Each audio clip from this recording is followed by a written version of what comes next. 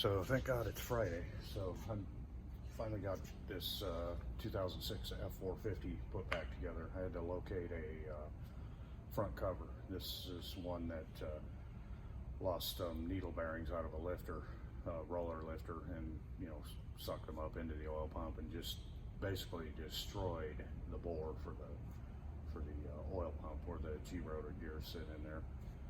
So I was able to find one finally. I mean, I went through a couple of them, trying to find a good one, and I found a one that was beautiful. It was just perfect, and put it on there and got this thing all put back together. I ended up taking this engine all apart because we don't know what kind of metals in it. Cleaned out, blew out the flushed the oil galleries out, crankshaft, cleaned, washed every part, inspected everything, put it all back together. So we got new gaskets from end to end and top to bottom.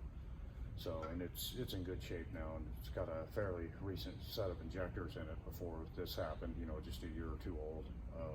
So, it's a good runner now. So I'm ready to ship this thing out. I'm glad, because it's really hard to get parts now. A lot of things just aren't available. They're not built, and nobody has them, even the aftermarket. So anyway, it makes it really fun.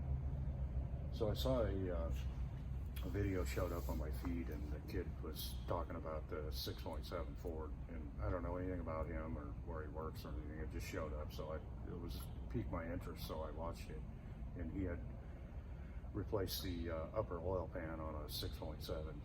I don't remember what year. It was one of the years where they used the sealant instead of the captured gasket, and he went to the captured gasket upper oil pan because they tend not to leak as much or as often or as soon, and he ended up locking the engine up because it didn't have any oil pressure.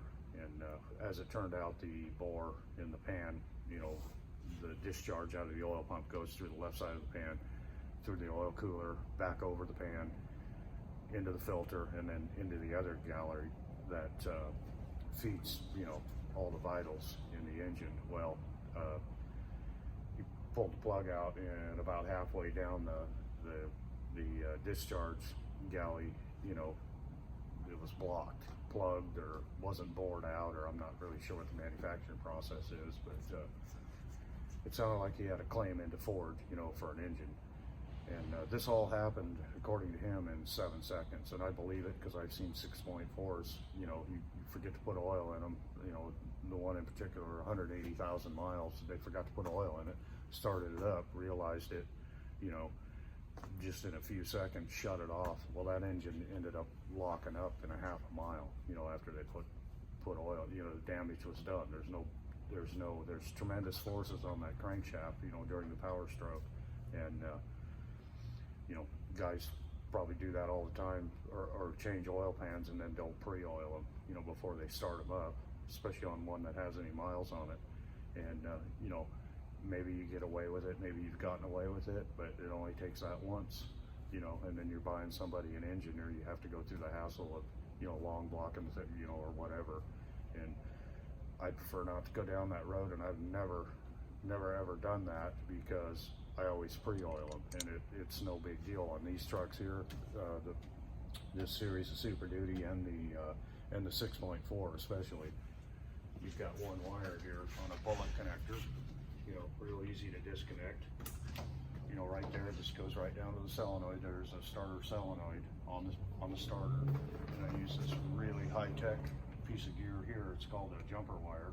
Just stick her in there until she makes contact, and then you're gonna put your oil pressure gauge on the where the oil pressure sending unit is, or oil temperature. It's a funky thread, but you can get the fitting at A1 coupling, and just watch your gauge till you get oil pressure. Maybe spin it a little bit longer before you start it. Oil everything up before you put that power stroke load on those bearings in that crankshaft. And I've never had a problem doing that. So whose fault is it if that happens? Well, if I would have done that, I would have been cranking on it, and I wouldn't have got any oil pressure. Then I'm going to start, what the hell's going on here? Then I'm going to start investigating. Why don't I have any oil pressure? to avoid even doing that.